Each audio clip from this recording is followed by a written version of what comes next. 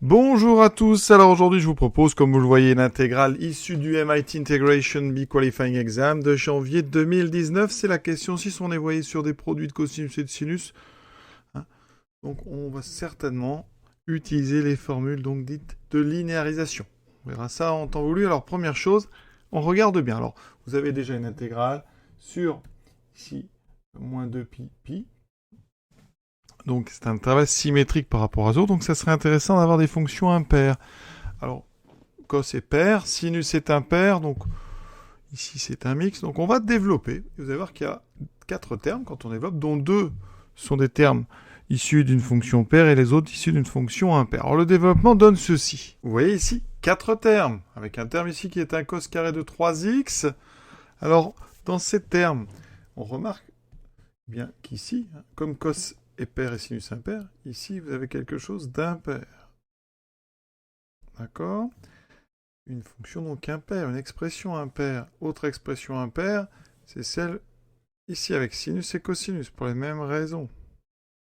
Et on sait que quand on intègre une fonction impaire sur un intervalle symétrique par rapport à 0, eh bien cette intégrale, ici elle vaut 0. D'accord? Par symétrie centrale, l'aire algébrique, donc il y a autant d'air situé au-dessus des axes qu'en dessous des axes, donc les intégrales valent 0. Conclusion, bien dans notre intégrale ici, bien, il ne nous rester que les deux termes correspondant à des fonctions, elles, qui sont paires. Et comme on a des fonctions paires, eh bien on peut doubler l'intégrale. C'est-à-dire qu'au lieu de faire une intégrale de moins 2pi à 2pi, on va faire une intégrale de 0 à 2pi, mais on va la doubler. Donc on aura 2 fois, donc cos carré 3x, moins sinus 2x sinus 2019x dx. Alors il est intéressant ce 2 parce que dans les formules qu'on va utiliser, il y a des demi qui traînent, donc ça va permettre de les enlever.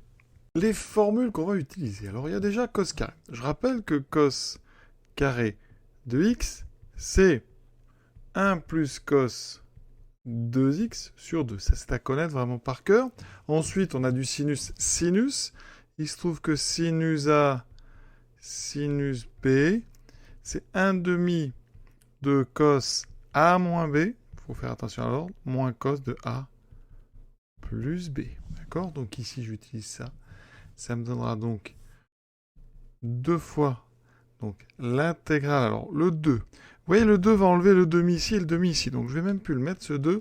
On aura donc l'intégrale de 0 à 2pi de 1 plus cos 2x moins, parce qu'il y a un moins ici, donc moins cos. Alors ici, j'applique ma formule avec A égale 2x et B égale 2019x. Donc A moins B, ça fait 2x moins 2019x, donc moins 2017x. Mais comme c'est un cosinus, je ne suis pas obligé de mettre le moins, c'est une fonction paire. Ensuite, on aura plus le cosinus de A plus B, plus cos de 2021x. Tout ça, bien sûr, dx. Je répète, le demi, les deux demi ont été simplifiés par ce 2 qu'on avait mis devant grâce à la parité de nos deux expressions. Maintenant, on passe à l'étape des primitives. Alors, vous voyez, ces formules-là, elles s'appellent les formules de linéarisation. Elles servent à enlever les carrés et donc à pouvoir chercher et trouver des primitives plus rapidement. Ici, primitive de 1, donc je vais prendre x. Cos de x, c'est donc moins, alors plus sinus 2x sur 2, moins sinus 2017x sur donc 2017 plus sinus 2021x sur 2021, tout ça pris entre 0 et 2pi. On remplace ensuite par 2pi. Alors le x nous donne 2pi. Pour les sinus, on aura sinus donc un multiple de 2pi, un multiple entier, donc pas de problème, tous les sinus feront 0. Ensuite, moins donc x vaut 0, sinus 0, sinus 0, sinus 0, il ne reste que 2pi, l'exercice est terminé, on trouve 2pi. Et pour ceux qui sont intéressés toujours par cette série, voici la suivante avec encore la trigonométrie, mais vous allez voir ici, procédé un petit peu différent plutôt. Voilà, je vous souhaite une bonne fin de journée à tous et à très très bientôt.